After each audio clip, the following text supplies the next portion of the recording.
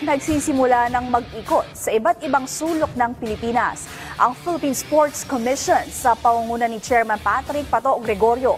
Layunin nito na matutukan ng grassroots sports development at matiyak na mabibigyan ng exposure at high-level tournaments sa mga deserving athletes sa iba't ibang sporting disciplines. Paano ito makakatulong sa Bagong Pilipinas program ni Pangulong Ferdinand R. Marcos Jr.?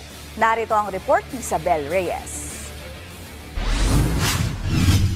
Matapos ang matagumpay na comprehensive grassroots sports development campaign ng Philippine Sports Commission sa Cebu City, nangako si PSC Chairperson Patrick Pato Gregorio ng mas malawakan pang pagsuyod sa mga sports talent sa buong bansa.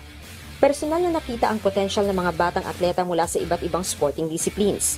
Naniniwala si Gregorio na napapanahon na para gobyerno na ang lumapit sa mga malalayong lugar upang maghanap ng mga future sports stars.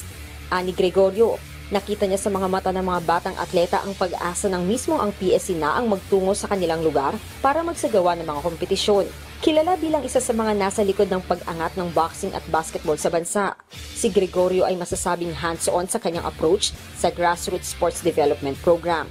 Sa kanya umanong pakikipag-usap sa mga young athlete at mga coaches, nakita ni Gregorio ang enthusiasm ng mga manlalaro pati na ang kanilang renewed hope na hindi na lamang mga nasa Maynila o karatig lugar ang mabibigyan ng break makapasok sa national team. Buhat ng mailuklok ng Malacanang bilang bagong pinuno ng top sports agency ng Pilipinas, marami ng pagbabagong ginawa si Gregorio sa ahensya.